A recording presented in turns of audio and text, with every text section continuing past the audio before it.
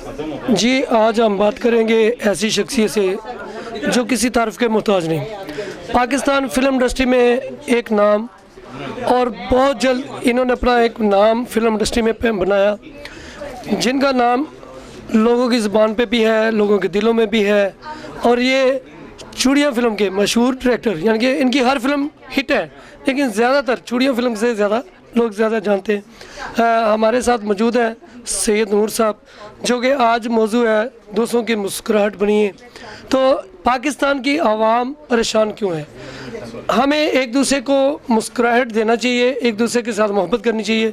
उस मौजू पे हम बात करेंगे। सैयद नूर साहब आज इस लाइब्रेरी में चीफ गेस्ट थे, उनसे बात करते हैं। जी सैयद नूर साहब, ये बताएं कि ये जो आज का मौजू था दूसरों की मुस्कुराहट की वजह बनी है, आपको ये इस प्रोग्राम में कैसा लगा और क्या पैगाम देना चाहते हैं इस कौम के लिए, हुक्मरानों के लिए, कि जो वाकई मुस्कुराहट का आप बोलने, मैं नहीं बोलता। जी बोले। मैं क्या? जी बोले। मैंने छोटा सा। हाँ जी, गेस्ट आप हैं जी। बहुत थोड़ा सा बात ये है मेरे भाई जी कि ये बुक स्टूडियोज़ जो है ये अक्सर ऐसी महफ़िलें मुनक़िद करते हैं यहाँ पे, जिसके टॉपिक्स बहुत अच्छे होते हैं, जहाँ अवेयरनेस क्रिएट होती है, मुख्तलिफ डिस्कशंस होती हैं। आज की डिस्कशन जो थी वो बहुत उम्दा रही, बड़े अच्छे लोग आए, बड़े अच्छे स्पीकर थे जिन्होंने अपने ख़यालात का इजहार किया, और एक नतीजे पे भी हम पहुँचे कि हमें करना क्या है। और ये कि खाली महफ़िल अरेंज करनी और बोल के चले जाना ये कोई बात नहीं, नतीजा निकलना चाहिए, कोई ऐसी राह मुतय्यन होनी चाहिए कि ये जो डिस्कशन है, इस डिस्कशन के बाद हम किस तरफ जा रहे हैं। तो लिहाजा बहुत अच्छी रही, और ये जब जब बुलाते हैं मैं हाज़िर हो जाता हूँ।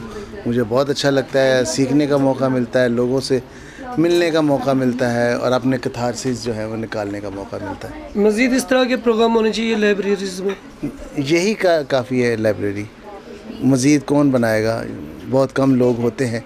ये डॉक्टर साहब जो अब्रॉड में प्रैक्टिस करते थे, ये जो आप किताबें देख रहे हैं ये अब्रॉड से उठा के लाए थे यहाँ पे शिप में, और उन्होंने ये सजाई, और ये जज्बे कहीं कहीं आपको मिलते हैं।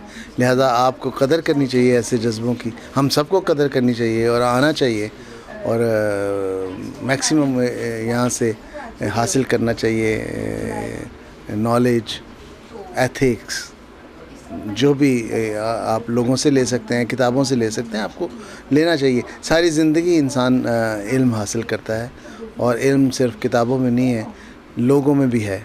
बेशक।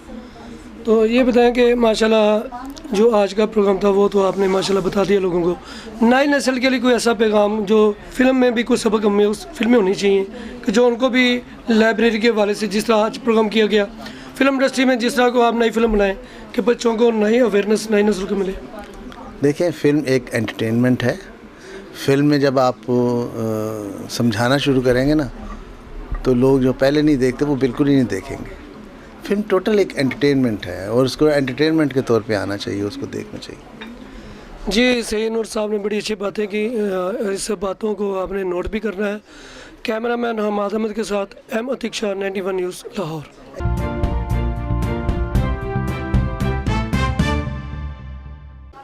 जी, बात कर रहे थे फौजिया साहबा से। आज के प्रोग्राम के हवाले से हम बात कर रहे थे, यहाँ पर जो प्रोग्राम मुनक़्क़द किया गया कि दूसरों की मुस्कुराहट की वजह बनी है। तो मैडम साहब, आपको कैसा लगा इस तरह के प्रोग्राम में, इस तरह के इवेंट जो हैं लाइब्रेरी में होने चाहिए? बोलो जी, अस्सलाम वालेकुम। सबसे बड़ी बात है कि आज का इवेंट जो था, जैसे ही हमारे साथ हम लोग सारी दुनिया जो है मीडियाज़ पे गए हैं, तो हम लोग लाइब्रेरी से बहुत ही पीछे हट चुके हैं। और जो सबसे अच्छी बात लगी कि इनका अरेंज जो है वो लाइब्रेरी में था, और लाइब्रेरी के अंदर आप बहुत देर पहले की चीज़ें देखी हुई, लेकिन आज बहुत अच्छा लगा। और ख़ास तौर पे सैयद नूर साहब को जब देखा और उनकी बात और उनका स्माइलिंग फेस, वो वाकई आज भी वही हैं जो कि पहले थे। हमेशा ज़रूरी नहीं कि आपके मसाइल ही हों तो आपके बहुत अच्छे हालात हों तो आपकी मुस्कुराहट होती है। कुछ ऐसी चीज़ें होती हैं कि इंसान का हंसता चेहरा, उसके पीछे की बैक एंड को दुनिया देखे कि बैक पे क्या है, लेकिन फ्रंट पे तो मुस्कुराहट है ही है। लेकिन हमें कोशिश ही करनी चाहिए कि हम लोग अपने अल्फाज से, अपने इखलाक के साथ दुनिया बदलें। तो यही यहाँ का एक मकसद भी था और चीज़ें भी थी, और जो इस लाइब्रेरी में अरेंज करना वो बहुत अच्छा लगा। हमारी नई नस्ल जो है वो तालीम से महरूम होती जा रही है, बिल्कुल। और सारे लोग जो हैं, जितनी नई नस्ल है वो सोशल मीडिया पे बैठी हुई है, उनके लिए कोई पैगाम दें ताकि वो भी ऐसी लाइब्रेरी में आएँ और इल्म हासिल करें। बेसिक ये है कि हमें जो है हर चीज़ से जो हमें वास्ता पड़ता है, हम लोग मोबाइल्स की दुनिया में भी बहुत आगे हैं, लेकिन एक चीज़ होती है जो किताब है वो हमेशा का साथी है आपके साथ। ये नहीं होता कि आज ये चीज़ नहीं है, मेरा मोबाइल गुम हो गया, मेरा सारा डाटा चला गया, लेकिन किताब वाहिद आपकी रहनुमाई है, तो जो उसमें कभी भी कमी नहीं आएगी, इजाफा ही होगा उसमें।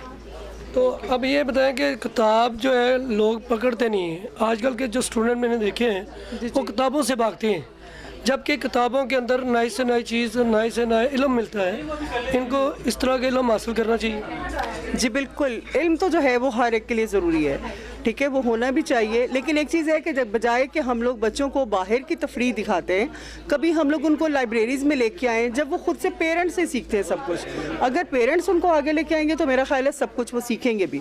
हमारे घर में भी एक होना चाहिए कि बच्चों को थोड़ा टाइम ज़रूर दें कि वो कम से कम 30 मिनट ही निकालें, लेकिन वो बुक स्टडी ज़रूर करें। अगर हम लोग कुरान पाक की तालीम लेते हैं, जब तक कुरान पाक हमें देखते हुए छोटे बच्चे भी पढ़ना शुरू करते हैं, अगर हम खुद से नहीं करेंगे तो कुछ भी नहीं होगा।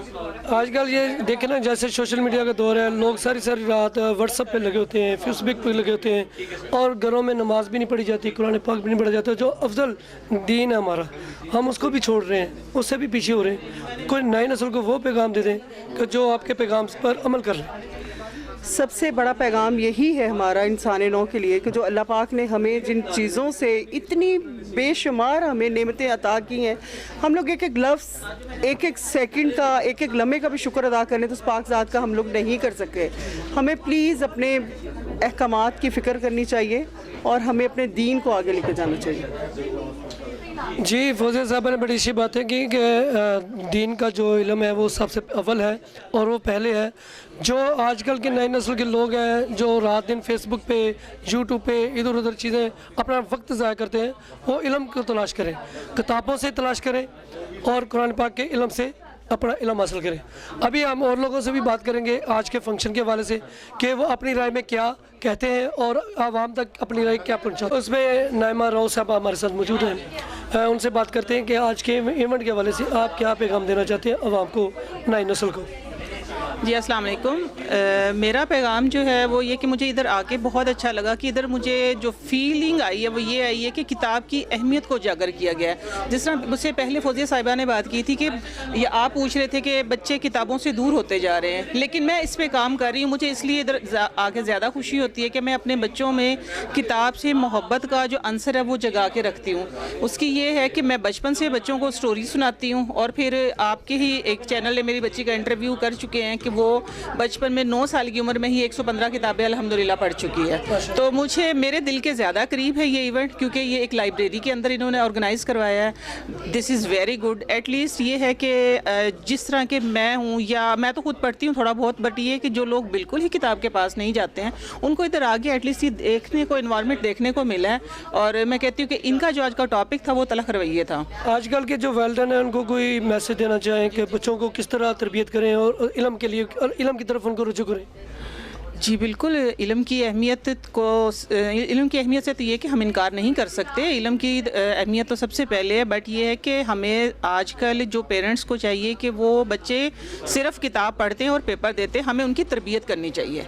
हमें उनकी तरबियत इस तरीके से करें, उनके अखलाकियात को बेहतर करें। जिस तरह का आज का टॉपिक था कि तलख रवैये, जब हम अपने बच्चों के अखलाकियात पे काम करेंगे, हम अपने आप पे काम कर सकते हैं, बट ये हमारे अंदर 50% आएगा, बट ये कि बच्चों के अंदर हम 100% चेंज ला सकते हैं। बच्चों के रवैयों पे हमें काम करना चाहिए, उनको एक बेहतर शहरी, अच्छा मुसलमान बनाना चाहिए। बहुत शुक्रिया जी।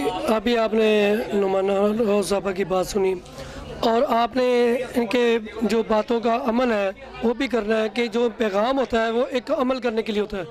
आप जब ये हमारा प्रोग्राम देखें तो इनकी बातें सुनेंगे तो आप वालिदैन अपने बच्चों को उसी तरफ लेके जाएं जिस तरफ इन्होंने आपको माइल किया है। हम और भी लोगों से बात करते हैं यहाँ पर आज के प्रोग्राम के हवाले से कि वो क्या कहते हैं।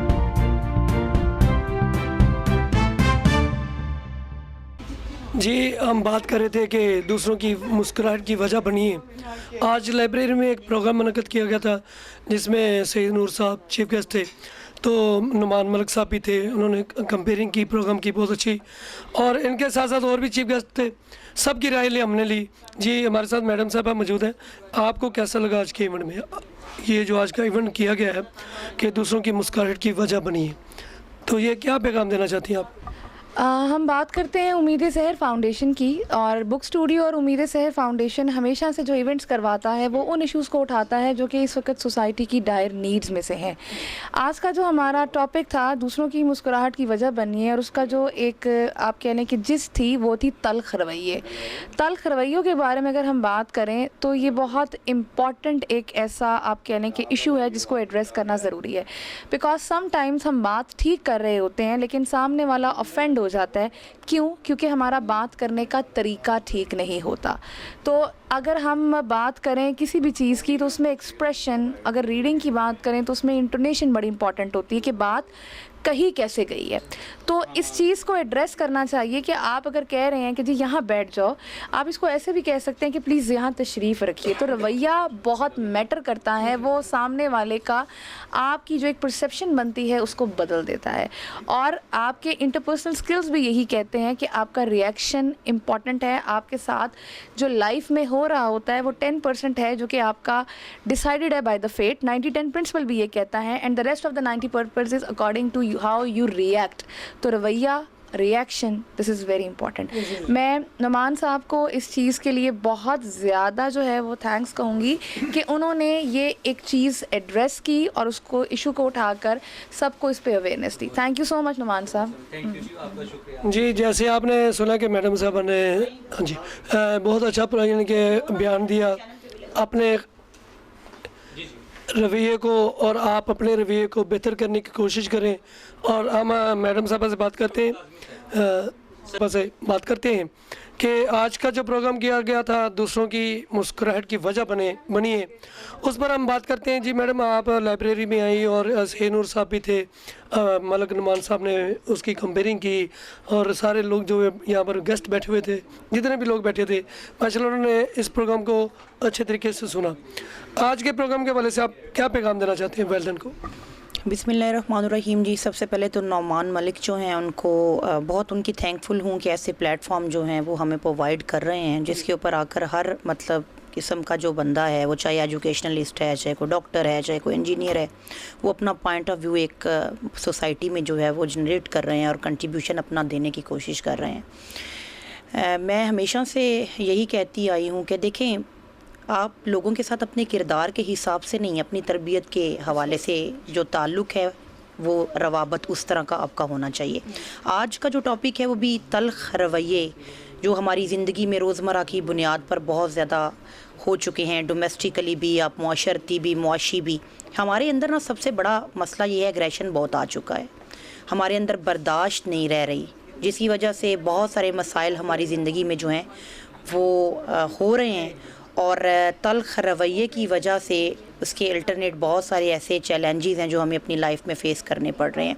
तो ये प्लेटफॉर्म जो है ये आपको बहुत खूबसूरत जो है वो पैगाम मुहैया कर रहा है कि इससे पहले बूढ़े माँ बाप कह लें, इससे पहले आप जश्न आज़ादी के हवाले से कह लें, और अभी तल्ख़ रवैये, वो चीज़ें जो मेरा ख़्याल है कि कोई भी किसी प्लेटफॉर्म जो है उसके ऊपर इस तरह एक डेप्थ डीपली जो कॉन्वर्सेशन है वो लोग नहीं करना चाह रहे।